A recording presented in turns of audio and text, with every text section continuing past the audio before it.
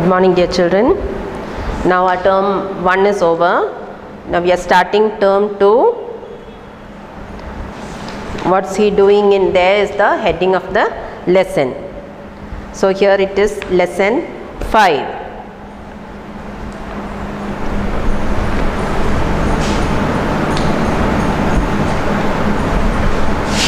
Lesson 5, part 1.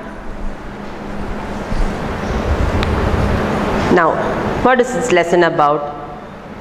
By looking at the picture, any idea getting into your heads? Look at these images. These are aliens as depicted in some films. Do you think aliens look like this?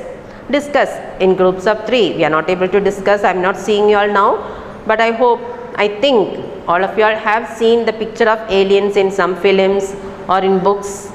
Yes, we don't know the correct features of an alien, isn't it? So name a few books and films about aliens. Which is your favorite and why? You can find out which is your favorite books or films about aliens. Some films are The Man Who Fell to Earth in 1976, The Thing in 1982, and The Iron Giant in 1999. And some books, famous books are The Earth Hive, Alien Out of the Shadow. Some of the books you can find out from the YouTube. Now imagine that you meet an alien. How would you react? Or why would you do so? If you could ask the alien a few questions, what would you ask? Now here in this lesson, the professor, it's about a professor who had a visitor from Mars. The professor was a cultural anthropologist. What is the meaning of cultural anthropologist, children? He is a person who studies about different cultures, beliefs and practices, about people following different cultures, different beliefs. So, the professor, a cultural anthropologist, has a visitor from Mars. The visitor's strange request to go where no Martian has ever gone before has the professor's family in a frenzy. Frenzy means excitement. Now where does the Martian want to go? Now who is called this Martian, children? The man from Mars is called the Martian.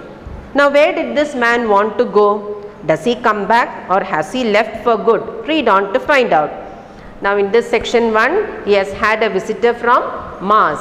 And the man is called the Martian. Now where does he want to go?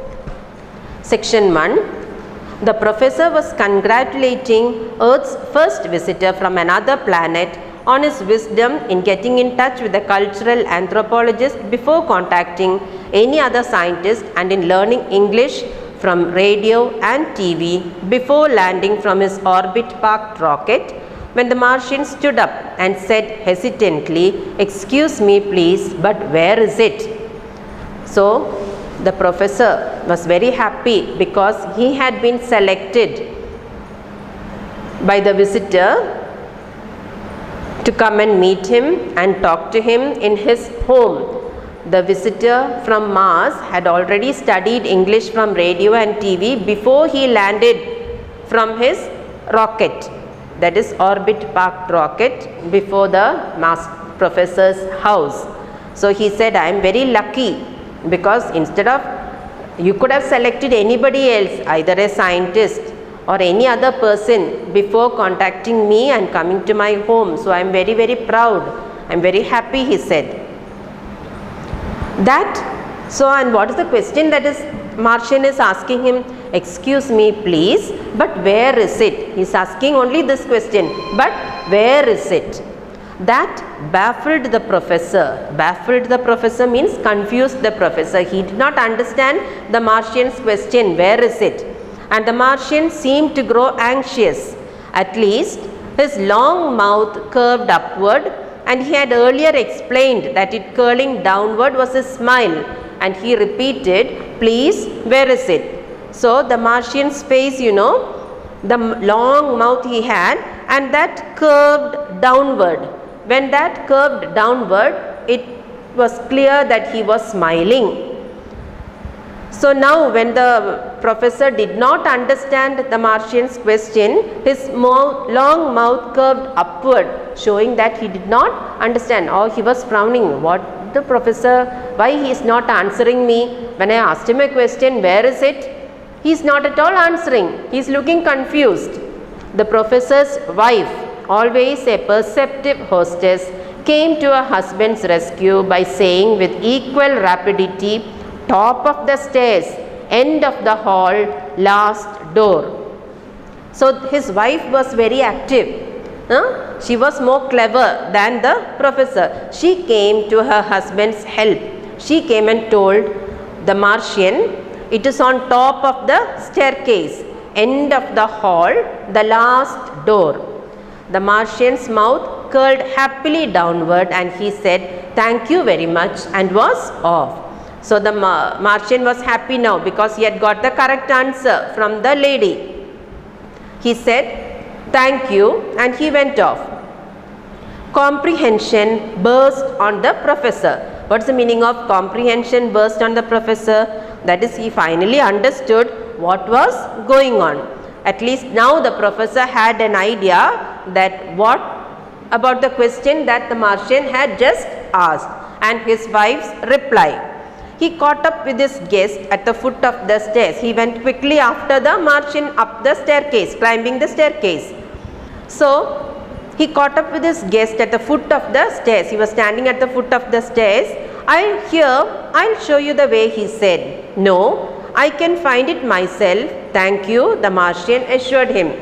So he's asking, "Shall I come with you and help you to find the room?" "No," the Martian said, "no, I will find it myself, thank you." The Martian was very good mannered. See, as soon as the professor's wife told him that the room was at the top of the stairs, what did he say? He said, "Thank you very much." When somebody gives you something, when somebody offers you a chocolate, don't you say thank you? That shows that you are good mannered. "No, I can find myself, thank you," the Martian assured him. After watching his visitor sway up the stairs, he rejoined his wife in the study, saying wonderingly, "Who would have thought it, by George, manners as strict as our own." So when the Martian told him that professor need not come with him, the professor came back to the study room or to the office room, sat beside his wife, and they both of them were talking. Professor was saying how much well mannered this Martian is. Manners as strict as our own. Just as we have manners here in our planet, this Martian, this man from Mars also has very good manners. "I'm glad some of your professional visitors maintain them," his wife said darkly. So many visitors come to meet him. People from different cultures, people following different cultures, different religions, different beliefs and different practices, they come to meet him. But some of them are not at all good mannered. So she said, "At least I'm glad, I'm happy. At least some of your professional visitors have got good manners. But this one is from Mars, darling, and to find out he is well, similar in an aspect of his life, is as thrilling as the discovery that water is burnt hydrogen." So what is the meaning of that sentence, children? This visitor came from where? He came from Mars, isn't it? Entirely different planet. But he said, the professor said, he is very well mannered, as though he has studied all the good manners, just as we people on earth follow. He was still thinking about it excitedly when the professor's little son raced in. So the professor had a small boy and a girl. So his son came running inside. "Pop, the Martian's gone to the bathroom." "Hush, dear, manners." So he's telling, the son is calling out, shouting out loudly, "Pop." Pop is the short form of father. So the son is telling the mother and father, he has gone to the bathroom. "Hush, dear, manners." So the professor said, don't say loudly that he has gone to the bathroom. He is a visitor. So we must have some manners. Well, anyway, Pop, he's in the bathroom. Well, anyway, he's inside the bathroom. I followed him when he squiggled upstairs. So this boy, what did he do? He was following this Martian when he went up the staircase. He was climbing the staircase. That he was squiggling upstairs means he going in a round spiral way. Now son, you shouldn't have done that. Now father is scolding the son. Now why did you do that? You should not have done that. He is on a strange planet and it might make him nervous if he thought he was being spied on. The man did not know that the son was coming behind him, and it would look very bad when we have a visitor at home and the visitor comes and asks us, can we go to the restroom? Yes, do we go behind him? No, it is a very bad manner, isn't it? So that is why the professor is scolding his son. You should not have gone behind him. He will think that we were watching him secretly.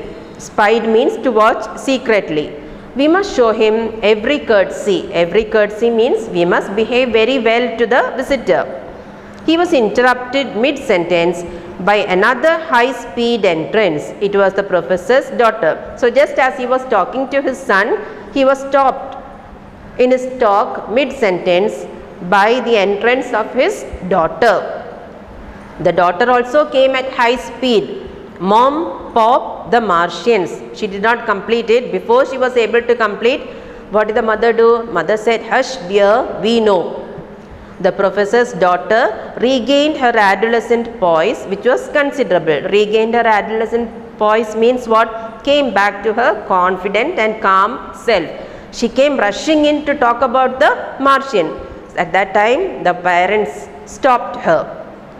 So she was calm now. Well, he's still in there. I thought he'd come downstairs long ago. So she was thinking what this man was doing in the restroom. Her daughter added, he's been there an awfully long time. It must have been a half hour ago that I saw him gyre upstairs with Nosy here following him. So she also had seen the boy going behind the Martian when the Martian was going up the staircase. Gyre upstairs means going round and round the staircase.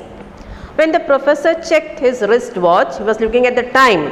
His expression grew troubled. He was looking very confused. He was looking in pain. By George, he is taking his time.